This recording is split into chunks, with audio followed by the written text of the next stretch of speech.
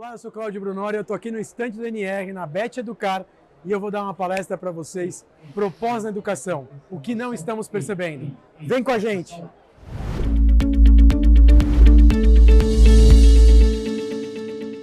Vocês estão me ouvindo bem? Estão me ouvindo bem? Tá legal, acho que vale a pena.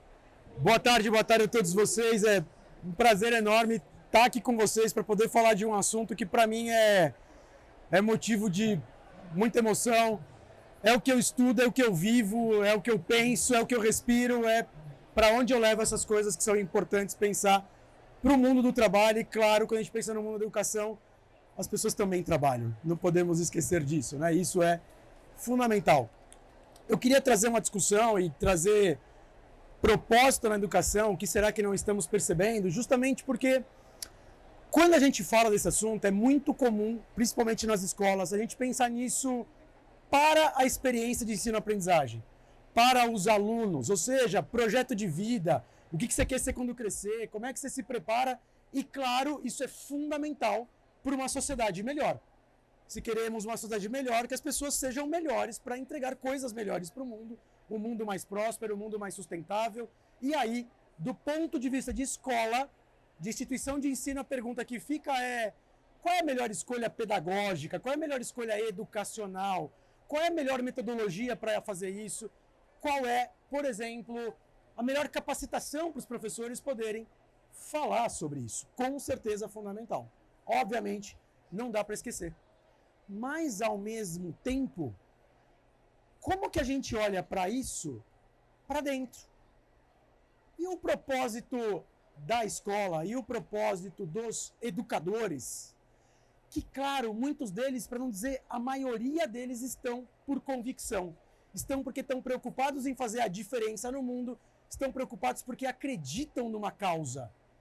Mas e quando não é só isso? Mas e quando a gente percebe coisas que vão para outros lugares? E aí eu queria perguntar isso para vocês. Alguém aqui quer ser mais feio do que é? Que baita pergunta estranha, né? Nossa, Cláudio, como é que você pensou a possibilidade de eu querer ser mais feio do que eu sou? Já basta a minha feiura, tá bom como tá. Então tá bom. Então aproveita essa pergunta de uma maneira parecida, porém diferente. Alguém aqui quer fazer algo mais mal feito do que é capaz? Então é absolutamente razoável a gente partir da premissa que o ser humano quer ser útil, quer mostrar para que veio, quer ser capaz de fazer as coisas bem feitas, quer ser capaz de manifestar suas virtudes e habilidades, quer deixar sua marca, quer deixar seu legado, a sua assinatura pessoal. E toda vez que isso não acontece, vai ter consequências para o ser humano. Não só para ele, por exemplo, como educador, quando estamos falando dos professores, mas para todos. Mas do caso dos educadores, para as turmas, para os colegas, outros professores, para a escola, para as famílias, para a sociedade. Então é nessa perspectiva que eu gostaria de falar para a gente sobre propósito da educação. O que será que não estamos percebendo? Vamos, topam? Topam essa conversa? Então, só para vocês saberem, eu parto da onde que eu posso falar sobre isso, né? Eu sou fundador do Instituto Trabalhar, ou seja, quando a gente vai discutir propósito, quando a gente vai discutir sentido do trabalho, antes de falar do sentido, primeiro vamos falar do trabalho. Afinal, que trabalho é esse? O que nós fazemos? O que nos anima? O que dá sentido para a gente? Existe uma ciência que se propõe a um mundo mais saudável e sustentável, mas para isso a gente também precisa entender o que é trabalho. Você conhece aquela famosa piadinha: professor, além de dar aula, você também trabalha? Dar aula é o trabalho. Por mais prazer ou não que nós tenhamos em ser educadores, dar aula é o trabalho. Tem muito trabalho nisso. Então, como é que a gente pensa todo um ecossistema que pode ajudar tanto as pessoas que trabalham, tanto as instituições de ensino ou de outros aspectos, como a sociedade, para a gente fazer um mundo melhor, um mundo mais próspero, um mundo mais sustentável, através daquilo que faz sentido, através de poder manifestar virtudes e habilidades. Pensando nisso, o que a gente tem ouvido das instituições de ensino? E esses são um dos vários BOs, uma das várias crises que a gente percebe, mas, claro, eu não vou conseguir falar de todas, eu vou direcionar a minha fala para aspectos que têm a ver para onde eu quero chegar com vocês. Primeiro, né? Estamos vendo muitos de nossos professores desengajados. Não sabemos o que está acontecendo. Como motivá-los? As novas pautas da sociedade transbordam no nosso dia a dia na escola. Gênero, entre outros aspectos, violência doméstica e diversos outros assuntos. Mesmo com capacitações, ainda falta algo. O que será que está faltando? Remuneramos bem, nos importamos com nossos professores, mas parece que isso não está adiantando. Não é suficiente, está faltando algo. O que será que não está? Como garantir que nossos professores estejam alinhados com nossos valores e proposta educacional? Claro que eu não estou conseguindo traduzir todas, mas pelo menos situações na qual nós gostaríamos de pensar aqui hoje com vocês, porque isso é fundamental. E grande parte dessa discussão parte daquela premissa que eu falei agora há pouco, que o ser humano quer ser útil, quer mostrar para que veio, quer poder manifestar suas virtudes e habilidades, quer poder deixar sua marca, quer querer deixar seu legado. Esse é o ponto fundamental da nossa conversa. Só que, por vezes, volta e meia outra, nessa jornada profissional que todos nós fazemos na vida adulta, de vez em quando, perguntas nos batem. Mas, afinal, o que é sucesso? Como saber que estamos indo para frente? Por que escolhi fazer o que faço? Por que faço o que faço? Para que faço o que faço? Até quando? Ou seja, são questões que nos batem na nossa vida, perguntas por vezes existenciais, quem sou, onde estou, mas no fundo, o que acaba acontecendo é, afinal, como vai a sua inquietude? Perguntas conscientes ou inconscientes que nos batem e nos fazem nos perguntar, afinal, está valendo a pena? E toda vez que domingo a gente vai dormir e fala, vai começar uma jornada de trabalho, e eu falo, putz grila, o que eu vou fazer? É bom se perguntar, será que eu estou sendo capaz? Será que eu estou tendo oportunidade de manifestar minhas virtudes e habilidades? Será que eu estou encontrando sentido naquilo que eu faço? Que, claro, quem está sentindo somos nós. Mas a pergunta que fica é, será que é só nossa responsabilidade? Será que tem outros aspectos que, por vezes, também não estão interessantes e também não estão suficientes? E quando a gente deixa isso despercebido, talvez tenham consequências. Só para a gente parar para pensar. Se a gente olhar para uma escola, a gente vai entender que uma escola é um serviço educacional de experiência transformadora, obviamente, que prepara seres humanos para o mundo, melhor, mas que tem um desafio enorme, que é, no final do ano, proporcionar a matrícula e a rematrícula para uma entrega de um serviço de 200 dias, por 13 anos.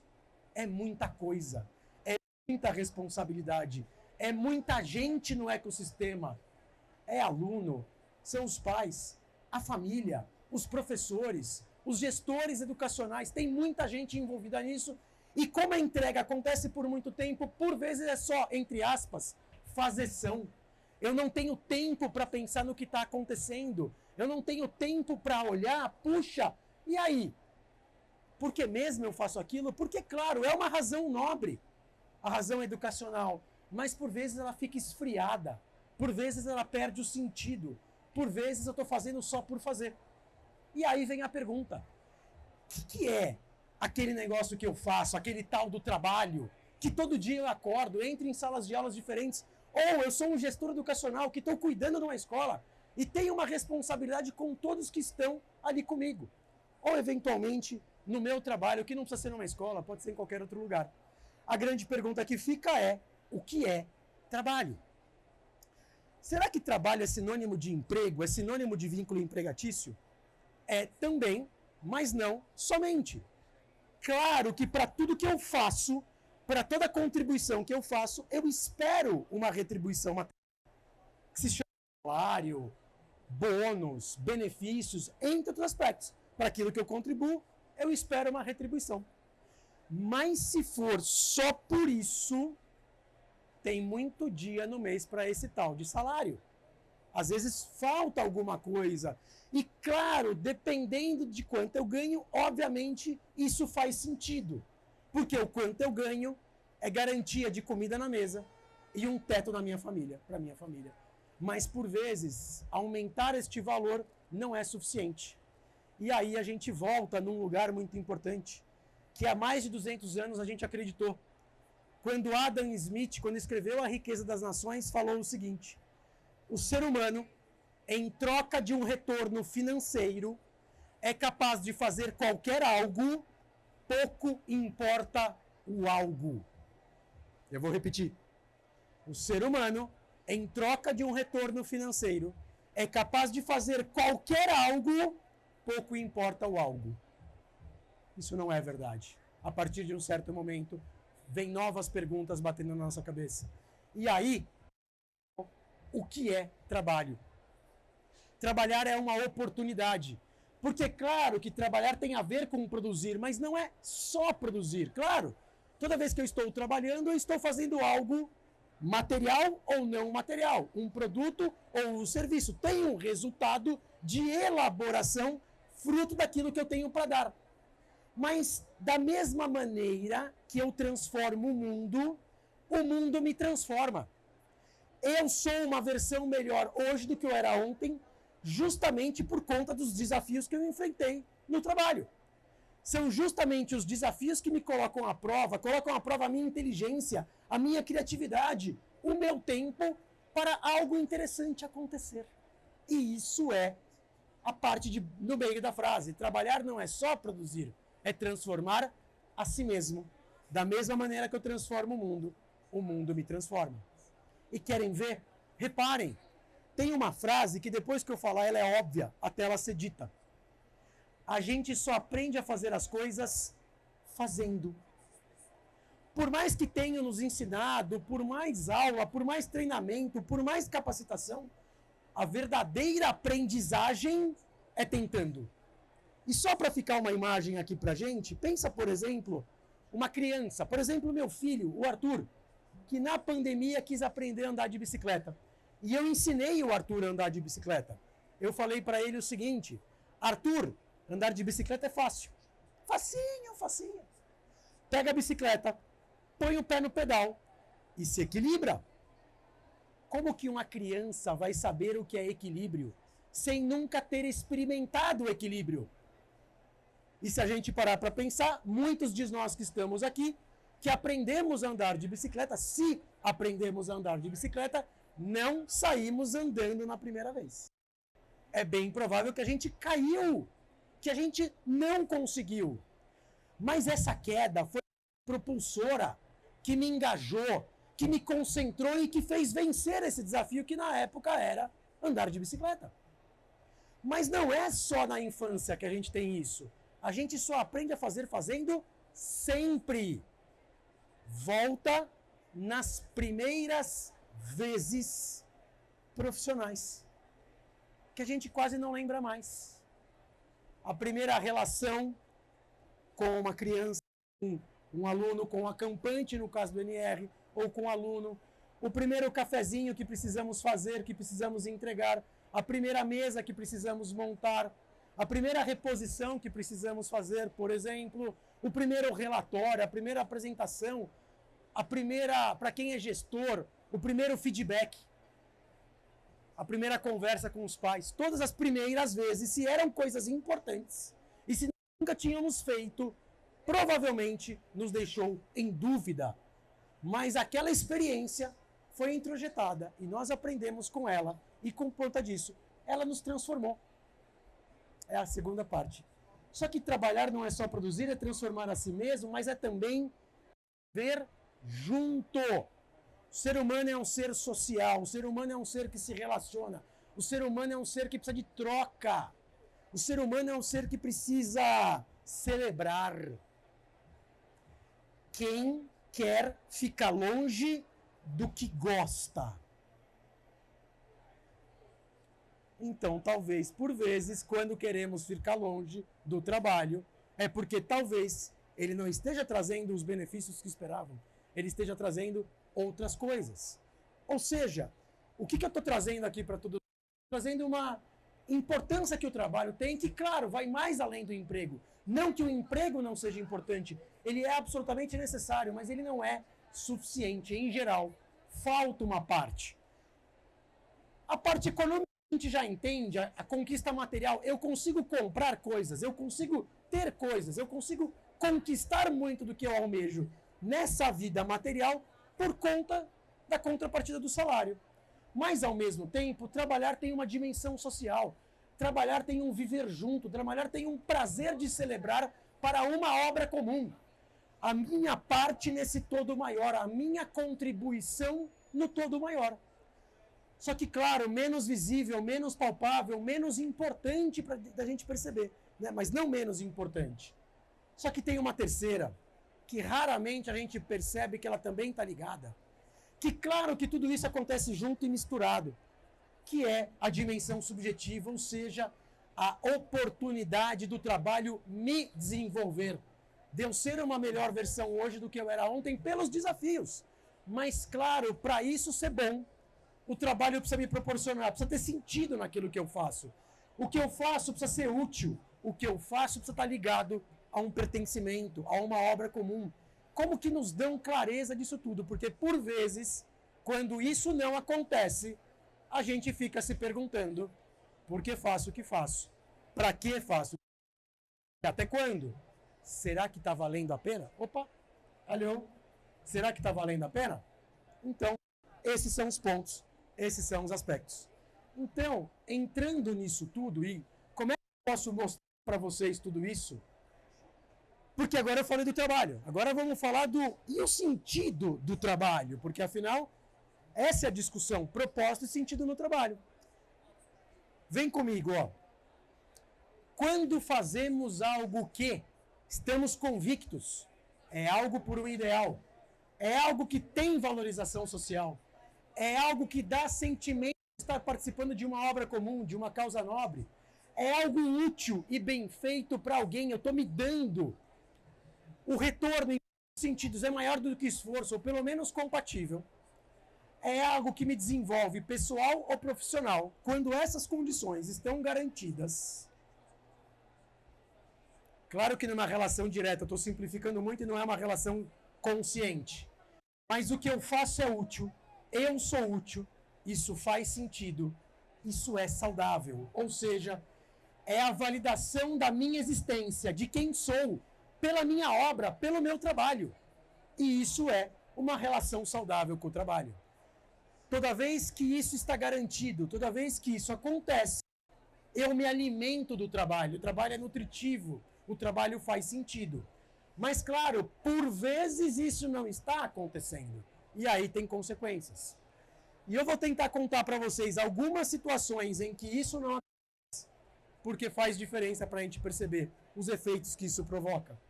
Por exemplo, vamos pensar numa situação de uma pessoa que infelizmente está vivendo desemprego. Todo mundo sabe as consequências que o desemprego tem economicamente falando. Claro, cadê o salário? Como é que eu vou pagar as contas? O desemprego já tem essa consequência, mas vamos para a consequência psicológica. Vamos para a consequência subjetiva. Primeiro, pensa comigo. Desemprego é algo com valorização social ou sem valorização social? Sem. Em geral, quem está desempregado tem até vergonha de falar isso para os outros. Por vezes, nem quer ir na festa. Por vezes, nem quer ir na família falar sobre isso. Então, já não é uma coisa legal. Além disso, olha que interessante, né? O desemprego anuncia para a pessoa uma não oportunidade dele poder ser útil. De uma hora para outra, aquilo que ele fazia 8, 10, 12, 14 horas por dia some da vida dele. E ele acorda de manhã e não se sente útil. Não se sente podendo manifestar virtudes e habilidades. Entenderam o raciocínio? Na mesma linha é a aposentadoria não planejada. Uma pessoa que não se prepara, em geral, você ter ouvido isso. Eu não vejo a hora de me aposentar e não fazer nada. Vocês já devem ter ouvido isso. Sabe o que em geral acontece para quem pensa assim? Depois de um tempo, volta a trabalhar. Porque se não se preparou, se não pensou... E não estou falando do aspecto econômico, estou falando do aspecto de utilidade. A pessoa começa a não se sentir útil ou ela vai inventar uma coisa, vai empreender, vai criar uma outra coisa, mas de alguma maneira, parado, nenhum ser humano fica. O ser humano sempre quer poder se manifestar. Tudo bem? Tá joia? Eu queria pensar uma das discussões mais importantes que tem nisso, que se chama invisibilidade do trabalho e reconhecimento às avessas. É a última parte que eu queria contar para vocês. Vou contar uma história que é importante, que é uma situação que a gente estudou lá no Instituto Trabalhar, de um hospital que tinha uma equipe de limpeza. E a equipe de limpeza estava se intoxicando com os produtos químicos. Por uma razão. A equipe de limpeza estava usando os produtos concentrados, fazia uma poção mágica, e quando respiravam os produtos se intoxicavam. E a diretora do hospital não estava entendendo o que estava acontecendo, afinal, por que isso está acontecendo? E eles resolveram tentar entender qual era a situação. E por incrível que pareça, eu vou sair de intoxicação e vou chegar no sentido do trabalho. E a história é a seguinte: chegou o momento que a equipe de limpeza perguntou para a gente, essa sala, nós estávamos numa sala de reunião conversando com a equipe, essa sala que nós estamos foi limpa antes da gente chegar? E eu posso perguntar agora isso para vocês, esse stand que nós estamos agora foi limpo antes da gente chegar? E alguns de vocês olhariam e diriam o quê? Foi? Não foi? E essa foi a resposta. Não, foi. Só que aí a equipe de limpeza devolveu. Mas como é que vocês sabem? Porque se nós limpamos, se nós fizermos o nosso trabalho, o resultado do nosso trabalho é a limpeza. E a limpeza é invisível. Então vocês não estariam vendo a limpeza. Vocês só estariam vendo se fosse ao contrário, se estivesse sujo. Aí, por reconhecimento às avessas, ao ver a sujeira, vocês diriam, não limparam. E qual era o comentário dessa equipe? Pouco importa as 99 vezes que nós fizemos o nosso trabalho direito. Só lembram da gente a uma única vez em que as coisas ficaram sujas. E aí, essa equipe contava, imaginem um hospital que funciona 24 horas. Tem gente passando por tudo o tempo, em todos os lugares. Nós estamos limpando um corredor, dá 5 segundos, a gente olha para trás, alguém já passou e sujou de novo. Como é que a gente, então, para garantir que as pessoas saibam que nós fizemos o nosso trabalho? E aí volta a poção mágica. Nós criamos uma poção mágica para cheirar limpeza. Porque pelo menos com o cheirinho de limpeza, as pessoas vão saber que nós fizemos o nosso trabalho.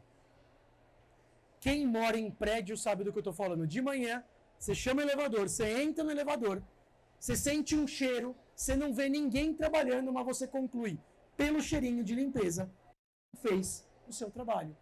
Trabalho invisível, que quando lembram dele, é reconhecimento às avessas, porque só lembram quando dá errado. O que está acontecendo, gente, quer ver, ó? Poxa, se quando eu faço o meu trabalho, o resultado é invisível, invisível existe ou não existe? Não existe, é invisível. Como é que vai existir uma coisa que é invisível? Então, se nem existe, como é que ele pode ser útil? Olha qual é o raciocínio. Eu faço não é útil. Consequentemente, eu não sou útil. Isso não faz sentido, isso não é saudável. Isso tende a me machucar.